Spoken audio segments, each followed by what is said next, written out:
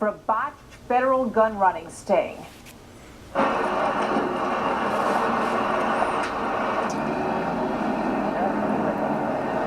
Fox News show that there's new evidence that the federal government used tax dollars to buy some of the guns for the Fast and Furious operation and then resold those high-powered firearms to Mexico's ruthless drug cartels. That's a brand new hour starting of America's Newsroom. Glad to have you with us this morning on this Tuesday. It is. I'm Martha McCallum. I'm Bill Hemmer. Good morning. How you doing? Bill. You all right? I'm doing Story well. just gets deeper and deeper, doesn't it? One of the weapons the feds lost track of found at the scene where border agent Brian Terry was gunned down in Mexico. And now local governments, law enforcement, and civilians, especially in border states like Arizona, are fuming at the feds for arming some of the world's most dangerous criminals.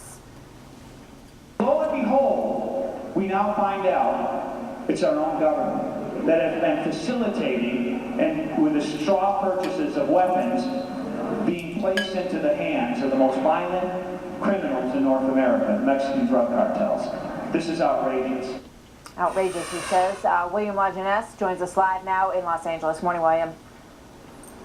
Well, Martha, many would say it's bad enough to knowingly help sell guns to criminals or to knowingly to allow them to go across the border. But these new documents show the administration goes a step further, using tax money to buy guns, sell them to a known trafficker at a profit, then look the other way as they fuel violence in Mexico. The purchase was being done by a criminal organization. So far, federal officials claim Operation Fast and Furious only allowed guns to be sold to criminals.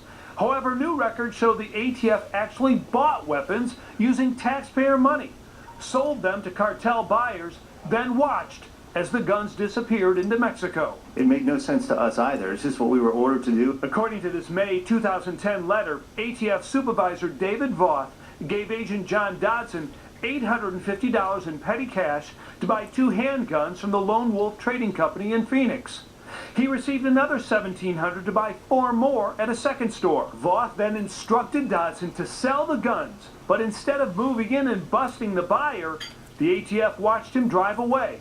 Sources say Mexican police have never recovered the guns. After Dodson went public, another supervisor tried to discredit him by disclosing he sold guns to the cartels. Remember the guns you gave him? Mm-hmm. Yeah, that was Dodson. Oh, I know. He purchased firearms as a straw purchaser and gave the bad guy. That was John Dodson. Websites like Sipsey Street Irregulars, The Examiner, and CleanUpATF.org were among the first to report this scandal, allowing current ATF agents to go public without revealing their identities. It's a testament really to the power of the internet and the ability to network.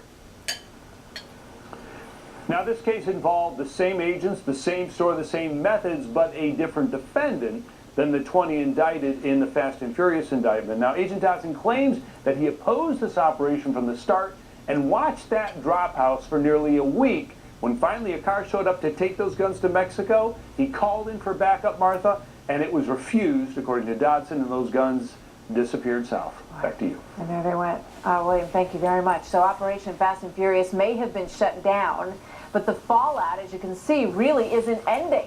The ATF still cannot account for about 74% of the weapons that are now gone, sold into the hands of drug lords and their cohorts. So those weapons have been linked to at least 2 violent crimes here in the United States now, including the murder of border agent Brian Terry. And at least 30 guns from the operation have been linked to violent crime scenes across the border in Mexico, where the body count, as you know, continues to grow higher and higher.